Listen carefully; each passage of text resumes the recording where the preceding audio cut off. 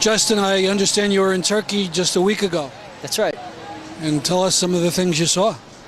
I spent a week in Istanbul, and I went there after I heard about the police crackdown at Gezi Park on the peaceful protesters.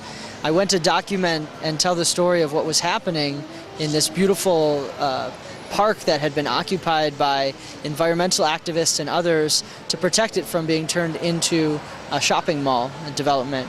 And the police had very brutally cracked down on the protesters with water cannons, with tear gas, and really beaten people pretty bad. And as a response, people came out in solidarity and support, and the protest grew very quickly. And by the time I had arrived, the police had retreated, and the whole square around Gezi Park was filled with tens of thousands of people showing support for the initial tree sit-in and also for a larger referendum against the overarching policies of the Erdogan administration in Turkey. How long were you there? I was there for 1 week. And were there any police attacks during the time you were there? No, the police had backed out of this part of Istanbul, and they were attacking protesters in other parts of the city and in other cities all across Turkey as the protests spread. But I myself didn't experience them in Istanbul proper. Although right nearby in another area at Beşiktaş, there were skirmishes, and I did get pepper sprayed at one point. I understand that pepper spray is made in the good old USA. Yes, that's right. And actually, I should say tear gas canisters, not pepper spray. It came from Homer, Pennsylvania. And people took those canisters and actually turned them into art projects, made vases out of them, someone made an air freshener out of them. So, you know, I think people are taking the violence of the police and really turning it into energy to propel the protest forward and really demand dignity and justice from the government. And they really feel that it doesn't represent them, that the administration is encroaching more and more on their liberties and their individual and collective freedoms, and that is a cause for concern amongst many, many young and old Turks of all ages. Now, he was just elected. Were there any counter-protests? Were there supporters for him?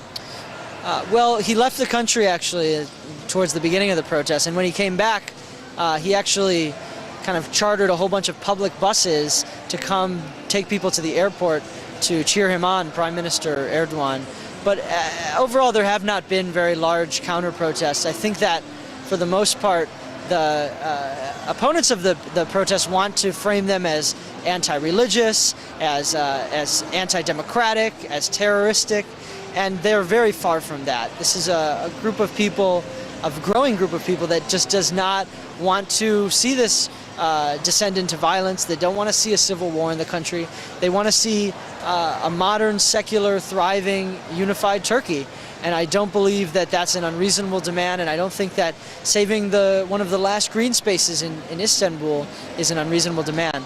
They've had some success, and I think that they'll continue to have it. Let me ask you about another question. What about the war in Syria? I heard some people say that that was a reason people were upset with him, that he got Turkey involved in that war. In the discussions you had, did that come up? No, I don't think anybody was talking about Syria in the parks. You know, obviously the conflict in Syria is affecting Turkey, a neighbor of Syria. There's many refugees that have come into the Syrian side of Turkey, but the protests for the most part have been focused on the other side of Turkey. And while there's definitely some interconnections and effects of overlapping effects, I don't think that the protests are directly related to the Syrian conflict. Now, you've been back a while. I assume you still have contacts with people over there. Have you heard any things that we should talk about? You know, I've stayed in contact with many of the organizers and activists in Gezi Park. Unfortunately, as we speak, there's another police crackdown happening. So, you know, it's just, we just have to continue to watch what's happening, you know, demand that the media, the foreign and the domestic media in Turkey, give fair coverage to the protests, and really, demand that people stand up for their freedom, and that the Prime Minister show restraint and really respect the rights of these people. They're Turks just like any other, and they deserve from their Prime Minister fair treatment, and they deserve to have their voices heard and to be able to protest peacefully and demand better for themselves and their communities. Thank you very much. Thank you.